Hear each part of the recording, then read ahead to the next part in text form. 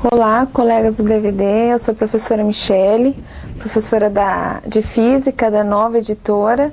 Estarei aqui durante algum tempo com vocês para trabalhar um pouquinho os conceitos de Física para o EJA. Esse tópico que nós vamos estudar da Física é a parte de Mecânica.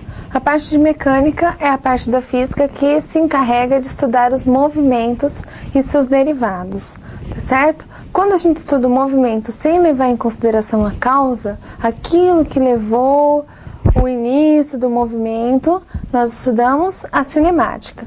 Quando nós estudamos o movimento considerando a causa que levou o início do movimento, nós estudamos em dinâmica. Agora nós vamos iniciar nosso estudo de cinemática para nós entendermos como funciona o movimento para depois nós passarmos para a mecânica.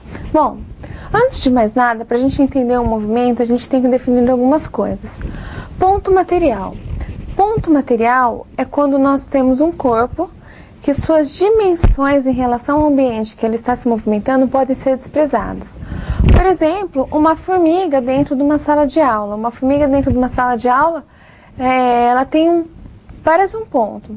Ela tem as suas dimensões tão reduzidas que ela pode ser considerada um ponto material.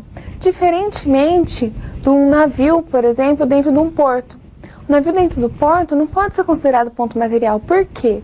Ele tem que prestar atenção, a pessoa que está dirigindo o navio tem que prestar atenção para não haver nenhum choque, nenhuma colisão com outros barcos, iates ou navios que fazem parte do porto. E esse navio que eu considerei agora é chamado de corpo extenso. As suas dimensões não podem ser desprezadas. Agora, se nós pegarmos um navio e um iate e colocá-los no meio do Oceano Atlântico, as dimensões dos dois não vão fazer diferença nenhuma. Nós podemos considerar esses dois tipos de situação como pontos materiais. Ponto material. Então, ponto material é aquele corpo que pode ter as suas dimensões desprezadas. Na cinemática, nas descrições dos nossos movimentos, não vai fazer diferença nós utilizarmos um caminhão ou uma bicicleta. Os dois, em relação à trajetória que nós vamos utilizar, vão ser considerados ponto material.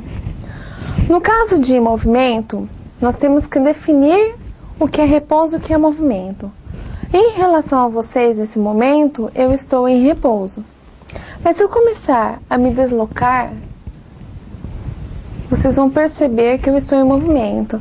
Mas existe algum ponto nesse universo que eu possa estar em repouso para esse ponto e em movimento para vocês? Sim, existe.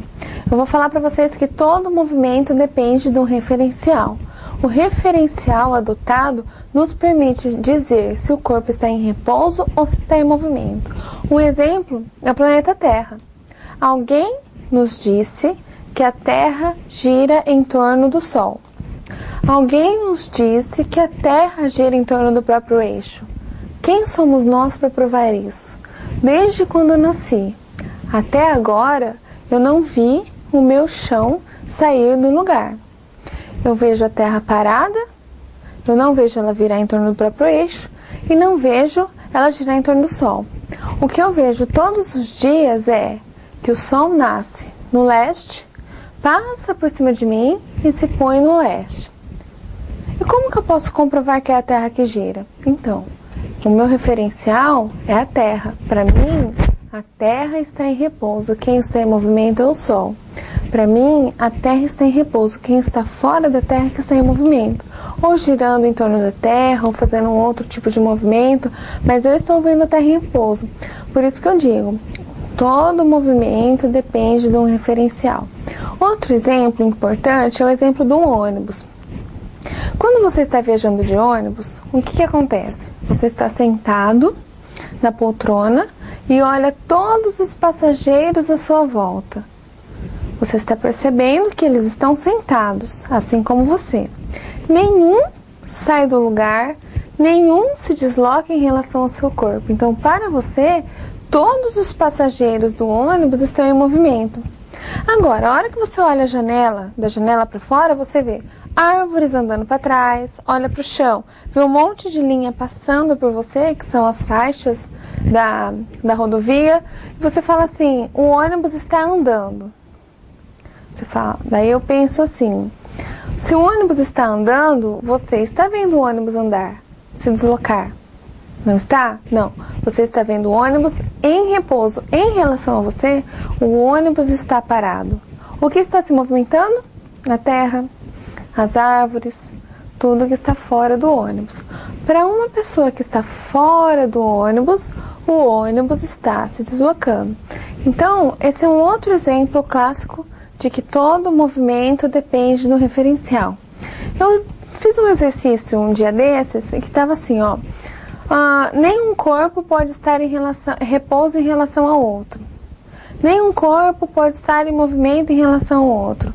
Se um corpo está em movimento em relação a um outro corpo, este corpo não estará em repouso em relação a nenhum outro corpo. Então, são todas situações erradas. Nesse momento, em relação ao meu corpo, eu posso ter objetos que estão em repouso ou em movimento em relação a ele.